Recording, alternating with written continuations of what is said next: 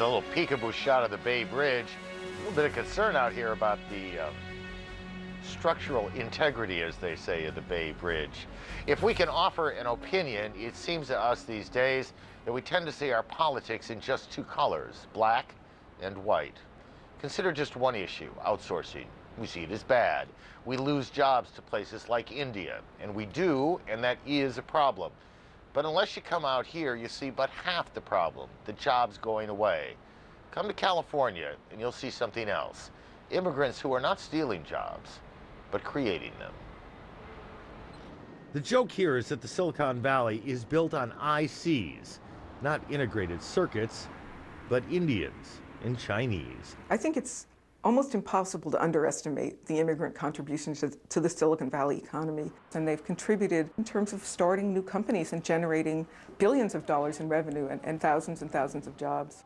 We often hear about immigrants taking jobs from Americans. But a study by the Public Policy Institute of California found that highly skilled immigrants own and operate nearly a quarter of all the Silicon Valley businesses. Businesses that employ Americans. I came here as an immigrant. Sure, I took a job from some other American national who was here prior to me. But what I have given back, right? I have generated 100 jobs. And continuing to generate these jobs. B.J. Arun came from India when he was 27. He started California Digital, a company that built recently one of the world's fastest supercomputers. We need to figure out how we build that identity.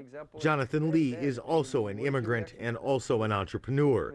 He moved to the U.S. from Korea in 1974 and helped start 10 technology companies. He currently manages 6 of them. Out of all the companies that I'm chairman of, we employ 122 employees, and these companies are less than 2 years old, so we're very much of a group of emerging companies. Small startups like these are all over the valley, and they sometimes, every now and then, grow into much larger corporations, the Yahoos and the Intels and the Sun Microsystems.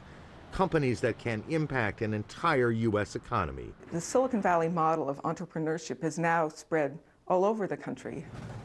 The Census Bureau says that last year there were nearly 1.8 million immigrant business owners in the U.S., about 300,000 more than the number of native-born entrepreneurs. A fact Arun feels is ignored by anti-immigration activists. The bad rap it's getting clearly overshadows the benefits which immigrants are bringing to this country and the jobs which are being created.